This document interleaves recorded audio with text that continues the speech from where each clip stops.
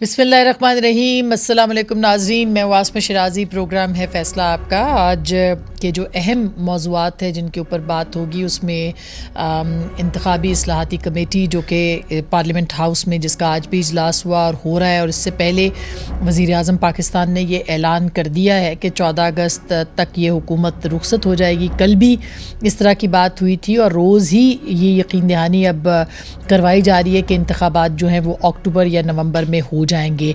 बहरहाल अब वज़ीर आज़म ने चूँकि 14 अगस्त को इंतख़ाबात कब होंगे नहीं होंगे, लेकिन ये हुकूमत अगस्त में अपने घर वापस चली जाएगी। बहुत सारे मामलात हैं जिसके ऊपर इस वक्त इस्लामाबाद में बात हो रही है। निगरान सेटअप के हवाले से सरगर्मियाँ यहाँ पे और इंतख़ाबी इस्लाहात जो हैं उसके हवाले से भी पार्लियामेंट की जो खुसूसी कमेटी है सरदार अयाज सादिक साहब की सरबराही में, उसने अपने काम का आगाज़ कर दिया है। आज भी मीटिंग थी, कल भी इसका इजलास हुआ और उससे पहले भी गुज़िश्ता एक हफ़्ते से इस मामले के ऊपर जो है वो बातचीत चल रही है। मुख्तलिफ जो तजावीज़ हैं वो ज़ेर गौर हैं, मसलन RTS सिस्टम और फिर बर वक्त नताइज की वसूली, इसके साथ साथ इंतख़ाबात से पहले, इंतख़ाबात के दौरान यानी इंतख़ाबी दिन पे, और उसके बाद जो नताइज का सिलसिला है उसको कितना ट्रांसपेरेंट करना है। जो लकूनाज इसके अंदर थे, जो इसके अंदर लूप होल्स थे, उनको दूर किया जा रहा है। और इसमें तकरीबन तमाम ही जमातें इसमें शामिल हैं, ख़ास करके जो सेनेट के अंदर तहरीक इंसाफ के अरकान हैं। कहा जा रहा है कि उन्होंने भी शमूलियत इख्तियार की थी, मगर आज के इजलास में तहरीक इंसाफ के लोग जो थे वो नहीं आए। अब इस कमेटी के जो भी मौज़ूआत हैं उसके ऊपर आज के इस प्रोग्राम में हम बात करेंगे सरदार अयाज सादिक साहब से। और दूसरा साथ ही साथ जो है वो तहरीक इंसाफ के चेयरमैन के ख़िलाफ़ जो है वो कल से तोशाखाना ट्रायल का भी आगाज़ हो रहा है और अलकादर ट्रस्ट केस का भी आगाज़ जो है वो हो रहा है। अलकादर ट्रस्ट केस के ऊपर कल दोपहर 2 बजे चेयरमैन तहरीक इंसाफ को तलब किया गया है नैब के दफ्तर में कि वो अपनी तमाम दस्तावेज़ात के साथ जो है वो वहाँ पे आएँ और जो सबूत हैं उनकी जायदाद से मुताल्लिक, उनकी अंदरून मुल्क बैरून मुल्क जो जायदादें हैं उनके हवाले से, और उनके जो टैक्स के मामलात हैं उनके ऊपर तमाम दस्तावेज़ात जो हैं उनको चेयरमैन नैब के सामने या नैब के सामने जो है वो पेश करना है। अब ज़ाहिर है 190 मिलियन का ये केस है।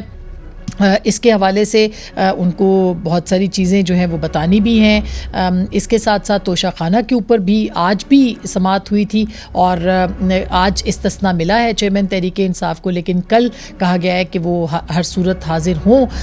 आज कुछ तल्ख कलामी भी हुई जज साहब के और उनके वकील के बीच में, लेकिन बहरहाल अब इसके ऊपर भी कल से बाकायदा जो है वो ट्रायल उसका आगाज़ होगा और गवाह भी पेश हो सकते हैं। इस मामले पे क्या होगा, ये कितना स्पीड अप होगा काम, और क्या जो तहरीक इंसाफ के चेयरमैन के ख़िलाफ़ केसेस हैं वो निगरान सेटअप परसू करेगा, वो नैब परसू करेगा, ये हुकूमत घर चली जाएगी, और उससे पहले पहले इंतखाबी इस्लाहात के हवाले से क्या क्या तय पाएगा, ये बहुत अहम है। इसी सिलसिले में प्रोग्राम के पहले हिस्से में हमारे पास मौजूद हैं, हमारे साथ मौजूद हैं जनाब अयाज सादिक साहब। उनसे हम बात करते हैं जो कि साबिक स्पीकर हैं कौमी असम्बली के, इस वक्त कमेटी के चेयरमैन हैं और वफाकी वज़ीर भी हैं। मुख्तलिफ लोग इस कमेटी के अंदर हैं, लेकिन चेयरमैन है तो उनसे हमने मुनासिब समझा कि मालूमात हासिल की जाएँ कि 70 से 73 के करीब तजावीज़ जो हैं वो इस वक्त पेश हो चुकी हैं। उनसे हम बात करते हैं। अस्सलाम वालेकुम अयाज साहब। वालेकुम अस्सलाम, आप खैरियत से? जी बहुत बहुत शुक्रिया अयाज साहब वक्त देने का, और इतनी मसरूफ़ियत में से वक्त निकाला है आपने। मैं सिर्फ ये जानना चाह रही हूँ कि अब ज़ाहिर है कि ये कमेटी आप इसके सरबराह हैं और बहुत सी इस्लाहात जो हैं वो आप करना चाहते हैं। वक्त आपके पास बहुत कम है, तकरीबन 1 महीने का वक्त है, तो ये इस्लाहात जो कि बहुत फैली हुई हैं ये हो पाएंगी इस दौरान? जी हमारे पास 1 महीना है, और ना सिर्फ हमने नेशनल असेंबली से इसको पास कराना है बल्कि हमें सेनेट से भी कराना होगा एक्सपायरी ऑफ दिस पार्लियामेंट के टेन्योर से। तो इंशाल्लाह उम्मीद यही होगी कि उससे पहले करा लें और एक कंसेंसस डॉक्यूमेंट क्रिएट कर लें। इसमें मैं आपको थोड़ा सा बैकग्राउंड बता दूं, इससे पहले भी काफ़ी काम हुआ था, एक्सरसाइज हुई थी, और एक कमेटी थी ताज हैदर साहब की सेनेट में, उन्होंने काफी रिकमेंडेशंस की थी। एक थी अपना एक कमेटी थी जो कि नेशनल असेंबली के मेंबरान की बनी थी, इनफॉर्मल कमेटी, उस पर काम कर रहे थे।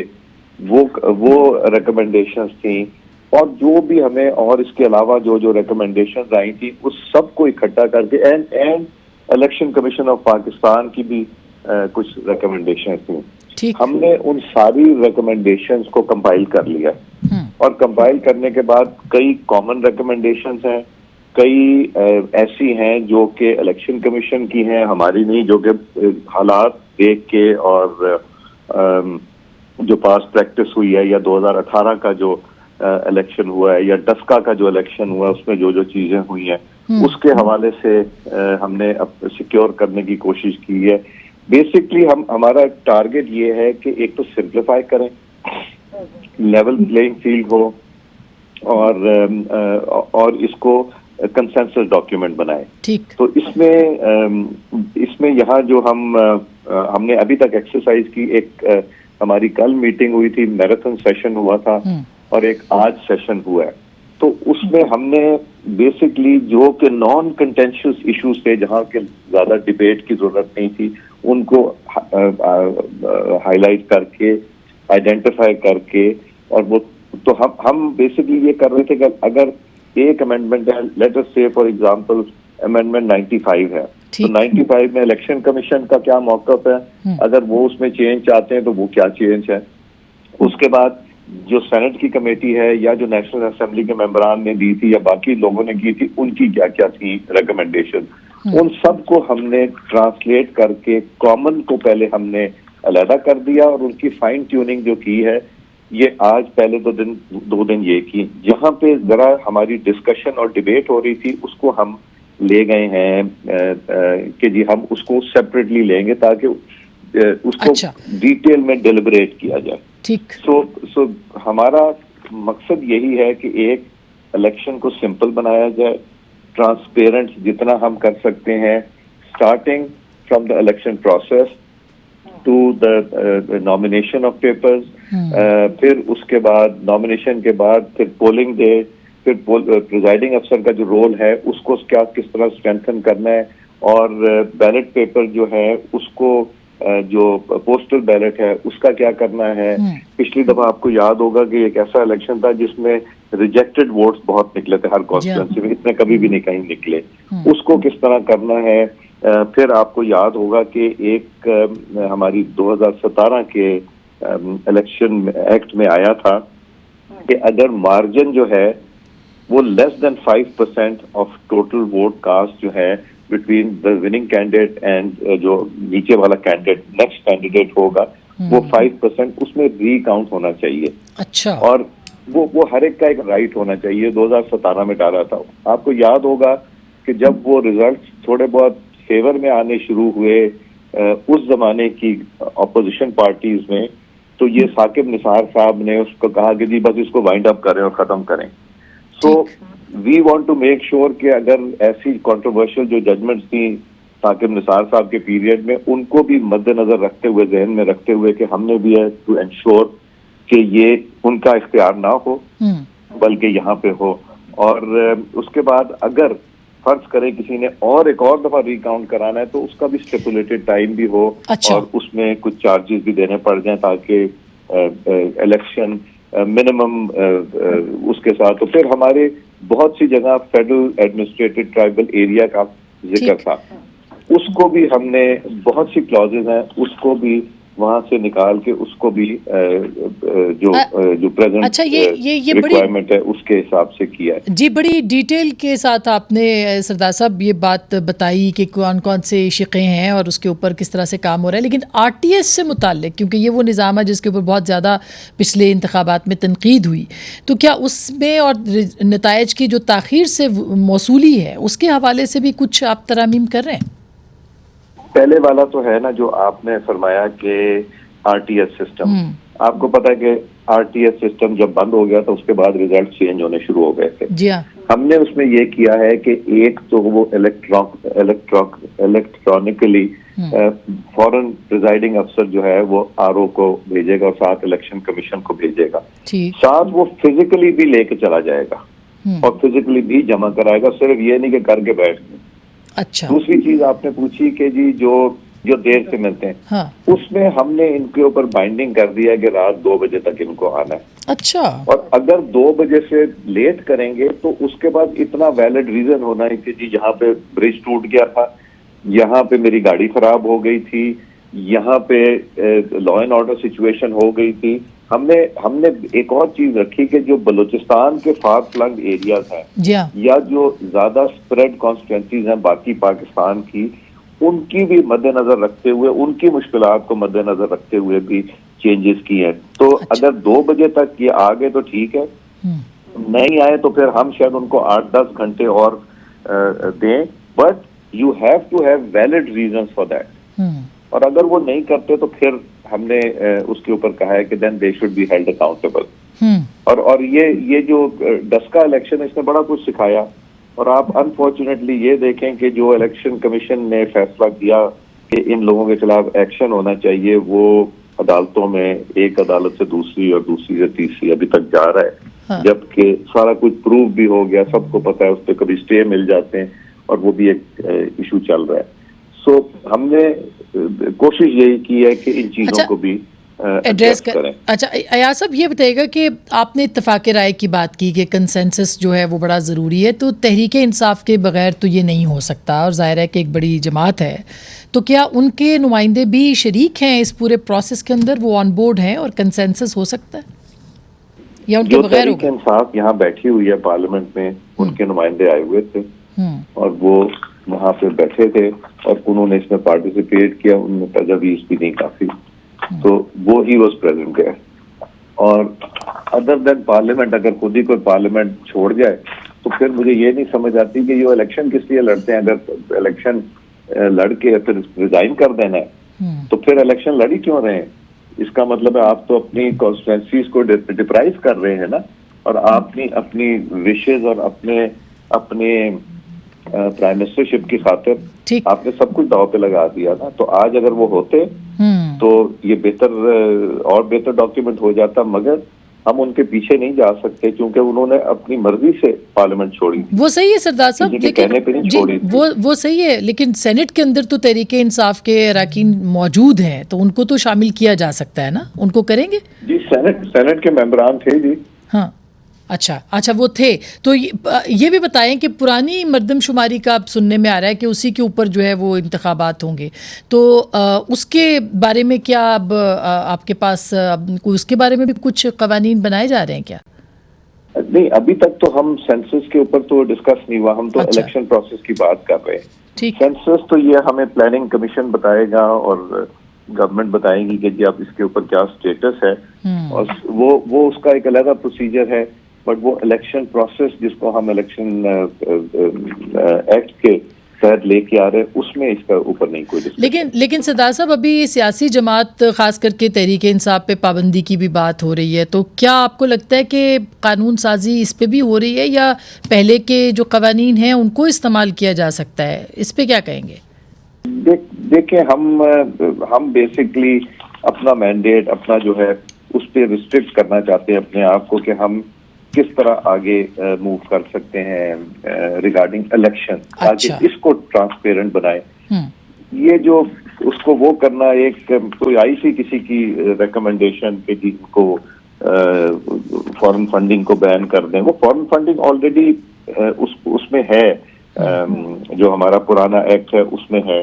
तो हम ये सिर्फ खास तौर से उसके लिए उनको कि जी फॉरेन फंडिंग में अगर फाउंड गिल्टी होगा, वो इलेक्शन कमीशन ऑलरेडी कर रहा है, और सो उसको हमें इसमें स्पेशली लाने की जरूरत नहीं है। और वो फिर अब इस वक्त केस है अदालत के पास, और फिर वहां से जो फैसला आएगा फिर उसके बाद ही मेरा ख्याल है पता चलेगा कि उसका क्या होता है। बट हमारी तो यही ख्वाहिश है कि हम इलेक्शन प्रोसेस को ट्रांसपेरेंट और वो मैक्सिमम बनाने की कोशिश करें, transparent, easy doable and achievable. बहुत बहुत शुक्रिया सरदार अयाज सादिक साहब, बहुत तफसील के साथ कमेटी के चेयरमैन और साबिक स्पीकर कौमी असम्बली पाकिस्तान मुस्लिम लीग नवाज़ के रहनुमा में बता रहे थे कि किस तरह इन इस्लाहात को मुकम्मल किया जाएगा, सेनेट में पेश किया जाएगा, 1 महीने का वक्त है और इसमें ये तमाम इत्तफाक़ राय के साथ जो है वो ये तमाम मराहिल जो है वो आगे बढ़ने हैं। तो अगले मौजू की तरफ बढ़ते हैं। हमारे साथ मौजूद हैं जनाब अहमद अवैस साहब, जो कि साबिक एडवोकेट जनरल पंजाब के मारूफ कानूनदान हैं और आप इनको देखते रहते हैं, हमारे बहुत मोहतरम। बहुत बहुत शुक्रिया अहमद अवैस साहब, आपने हमें ज्वाइन किया। और जनाब इमरान शफीक साहब हैं, साबिक प्रोसिक्यूटर नैब, और आप इनको भी टीवी पे देखते रहते हैं, तो इनसे भी कुछ तोशा खाना के हवाले से और अलकादर ट्रस्ट केस, दोनों जो हमारे मेहमान हैं उनसे बात करेंगे। तो पहले तो इमरान शफीक साहब आपके पास मैं आना चाहती हूँ कि ये जो आज से कल से ट्रायल का भी आगाज़ हो रहा है, तोशा खाना का भी, और अलकादर के लिए भी जो है वो चेयरमैन तहरीक इंसाफ को तलब कर लिया गया। तो तोशा खाना पे स्पेसिफ़िकली आज भी कहा जा रहा था कि गवाह पेश होंगे। कल के बारे में आपकी क्या ऑब्जर्वेशन है या इत्तलात हैं? कल क्या गवाह भी पेश हो सकते हैं? कितना स्पीड अप हो सकता है ये मामला, क्योंकि कहा जा रहा है कि अब इसको तेज़ी से आगे बढ़ाया जाएगा? देखिए, इसमें जो पहले फैसला आया है हुमायूं दिलावर साहब जो सेशन जज ट्रायल कोर्ट है जो कर रहे हैं, जिन्होंने इस इस्तगासे को जो फाइल हुआ था जिसको इस्लामाबाद हाई कोर्ट ने रिमांड किया था कि आप इनका 8 नुकात हैं, इनका जायज़ा लें और उसको वो पेश करें, वो दरख्वास्त उनकी मुस्तरद हो गई थी। तो उस दरख्वास्त के ख़िलाफ़ उन्होंने अभी इस्लामाबाद हाई कोर्ट में पटिशन फ़ाइल की थी। आज उसकी पटिशन की कोई समात वगैरह थी शायद, लेकिन कॉज लिस्ट कैंसिल होगी। ऑनरेबल चीफ जस्टिस साहब जो है वो अवेलेबल नहीं थे, तो अब उन्होंने कल के लिए तारीख़ ली है। और जो नीचे ट्रायल कोर्ट है उसने उनको कहा है कल दोबारा कि हम 2 गवाहों को दोबारा पेश करने के लिए उन्होंने कहा आ जाएं, और खान साहब को भी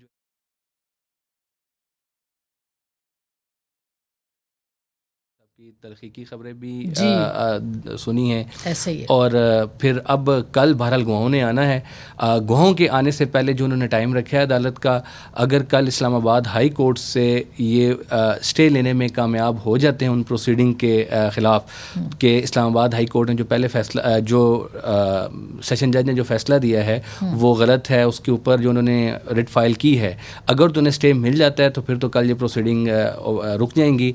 और अगर ये स्टे नहीं मिलता तो फिर बहरहाल जो नीचे वाली ट्रायल कोर्ट है कल उसने प्रोसीड करना है। और अब मेरा ख्याल है कि ये ट्रायल कोर्ट ने ये ठीक कहा कि 7 माह से एक मुकदमा चल रहा है और अभी तक इस मुकदमे में पहली पेश एक दफ़ा खान साहब पेश हुए,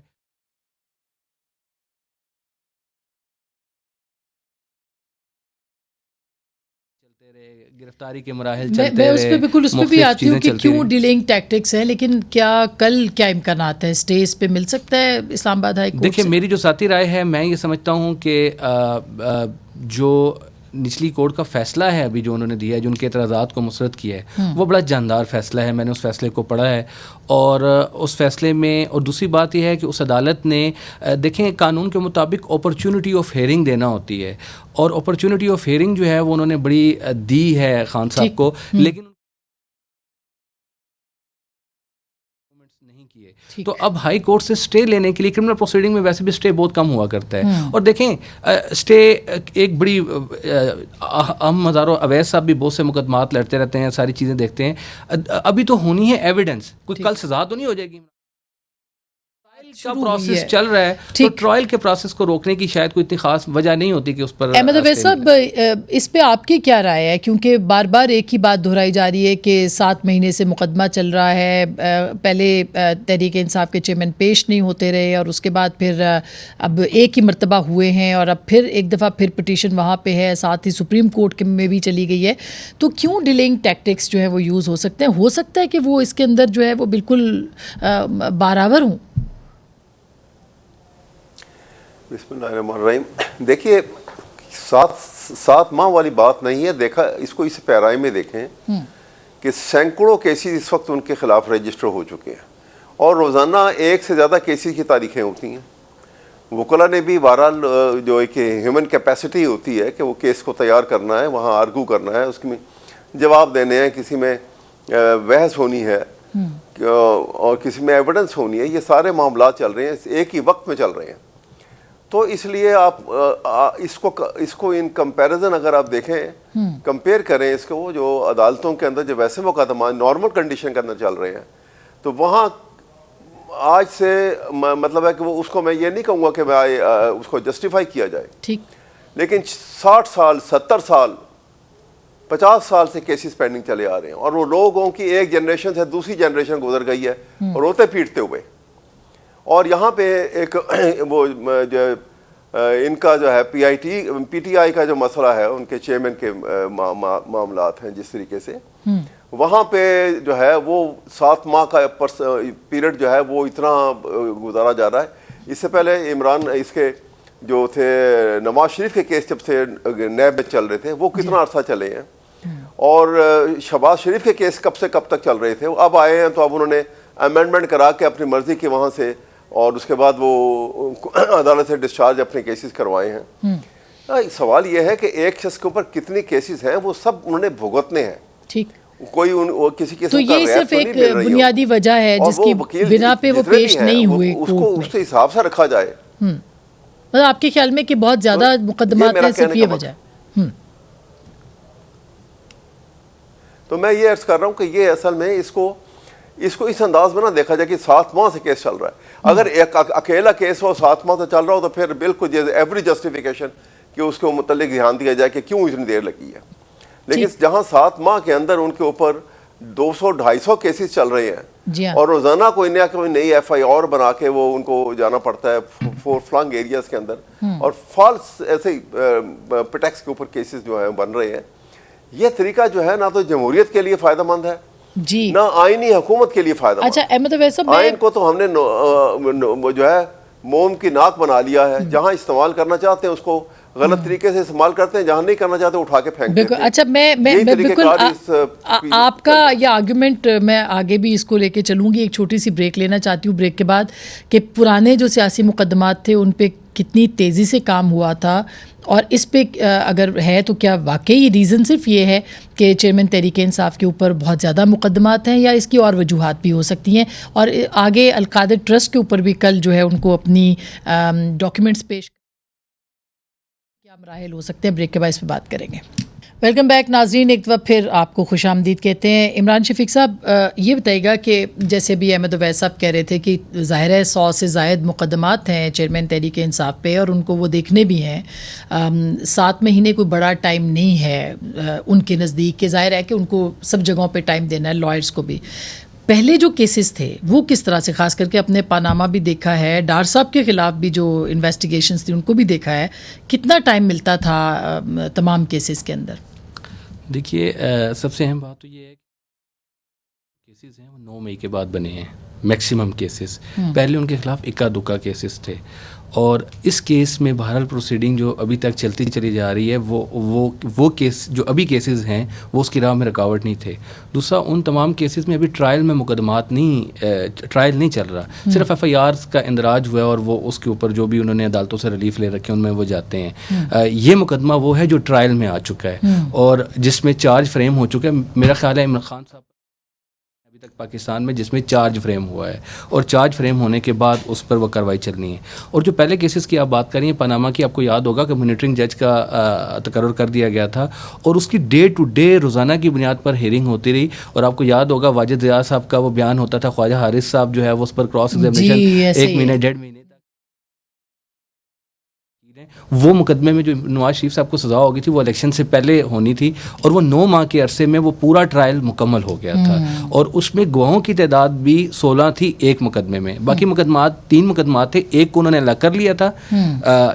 और इसमें गवाहों की तादाद से और इसमें तोशाखाना में 2 है और एक का तो फॉर्मल वर्क करना चाहिए। अलकायदा में तो अभी नैब अभी तो खाली वो नैब की इंक्वायरी चल रही है, उसमें उनको जमानत भी मिली हुई है, वो मुकदमा नहीं है, किसी अदालत में नहीं है, उसमें अभी जमानतों पर उनकी बहस हो रहे हैं और वो सारी चीज़ें चल रही हैं। तो और ये ट्रायल करने के लिए लाजमी भी नहीं है कि खान साहब पेश होना है। ठीक, ये तो अदालत में देखें ना, वो एक दफ़ा पेश हुए हैं और आगे भी इनको जब कहीं किसी अदालत में जाना होगा तो मेरा ख्याल है अदालत बड़ी आराम से अदालत चाहती होती है हमारा ट्रायल चलता है। अच्छा, इसके ऊपर होगा क्या, ये मैंने आपसे पूछना है, क्योंकि जाहिर है आपने इतने केसेस जो है वो किए हैं, लड़े हैं और नैब के अंदर रहे हैं। तो अहमद अवैस साहब, क्या कोई नविश्ता दीवार है कि जैसे बार बार नवाज शरीफ साहब का जिक्र भी होता है, पनामा भी होता है, नाअहलियत भी होती है, अब तोशा खाना के अंदर अगर उनके गवाह भी आ जाते हैं और उनके खिलाफ मुकदमा होता है जिसमें कि जाली रसीद का मामला भी है, फ्रॉड का मामला भी है जो जज साहब ने कहा, तो फिर नाअहलियत हो सकती है?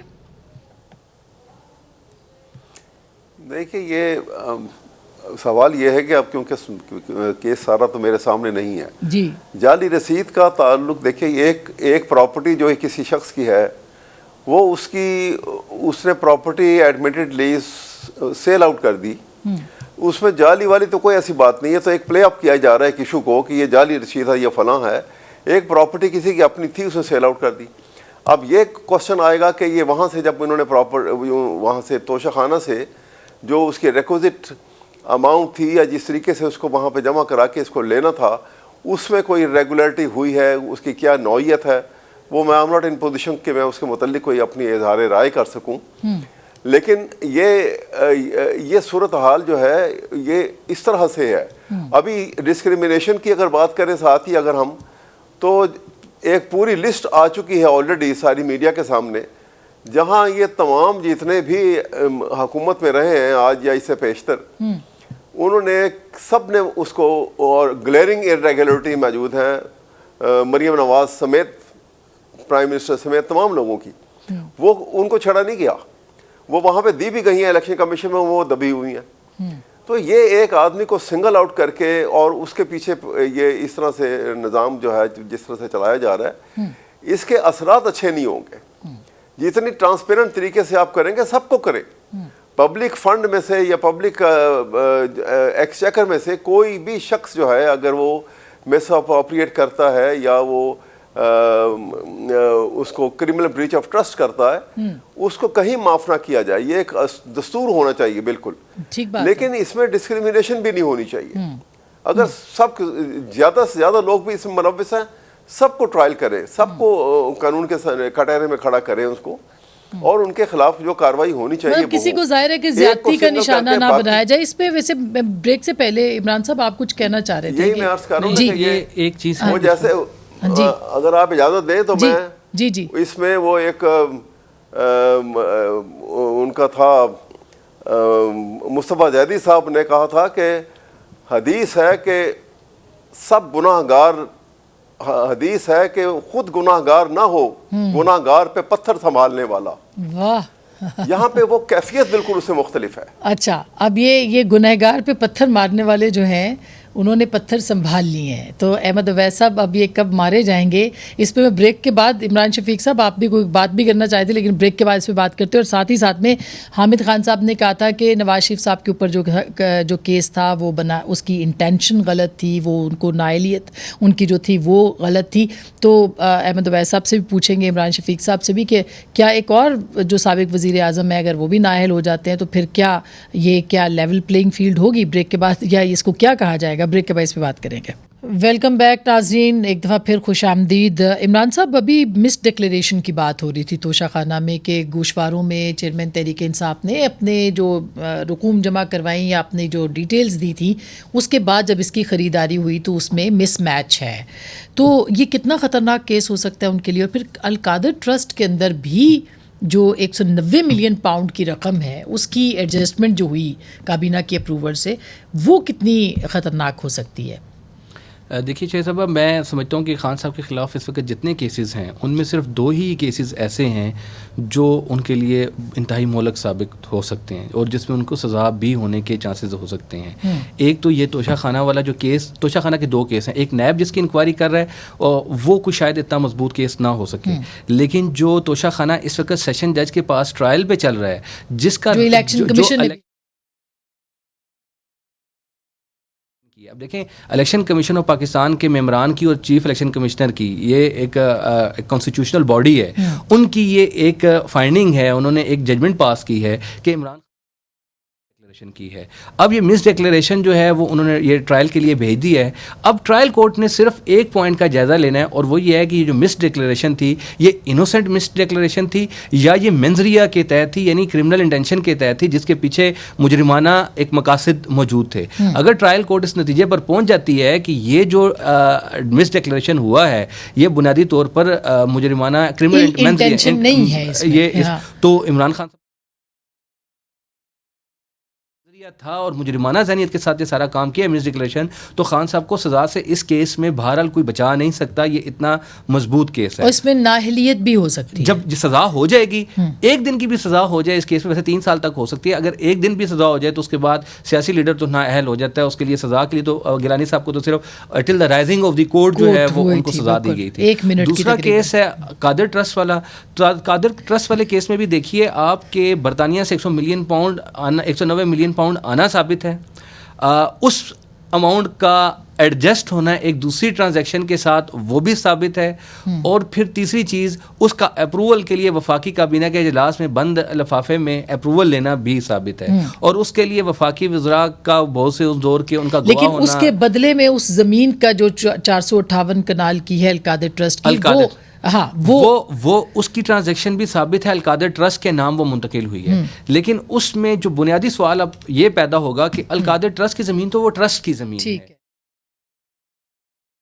ज़ाती तौर पर उससे क्या बेनिफिशरी है कि नहीं है वो देखना है। अच्छा अहमद अवैस साहब, अब इंतखाबात एक मरतबा फिर 18 के बाद आ रहे हैं और आपने देखा है कि दोनों केसेस हैं, इनका नतीजा भी जो है वो कुछ भी निकल सकता है, तो आपको क्या लगता है कि तारीख जो है वो अपने आप को दोहराएगी? देखिए, इंतखाबात बहरहाल अभी बिग क्वेश्चन मार्क है कि ये हो जाएं। वंस वी शुड होप के अगर आप कर रहे हैं तो चलें, अभी भी इंतखाब होने इंतहाई ज़रूरी हैं, ज़रूर होने चाहिए, और वक्त के ऊपर पहला तो वक्त गुजार दिया। जिस तरीके से भी वो कॉन्स्टिट्यूशन की तस्दील की या सुप्रीम कोर्ट के चीफ जस्टिस की या जज साहबान की, वो एक is a story of past, मौरख लिखेगा उसके मुतल्लिक। लेकिन बहरहाल अब इंतखाब हैं तो होने चाहिए। अब उसमें अब ये जहाँ तक बात है ये चेयरमैन तहरीक इंसाफ की और उसके साथ जो उनकी पार्टिसिपेशन है इलेक्शन में पार्टी की, तो वो हिस्सा तो भरपूर तरीके से पार्टी जो है वो इसमें हिस्सा लेगी। अच्छा, और ये केसेस हैं, चल रही हैं, कोई बात नहीं है। केस का जो भी फैसला एक केस का होगा उसकी आगे अदालत है, उससे आगे अदालत है, ये तो एक रूटीन की बात है। लेकिन जो आर्टिकल 63(1) के अंडर तो ये है ना कि अगर किसी केस के अंदर सज़ा हो जाती है और वो सज़ा अगर 2 साल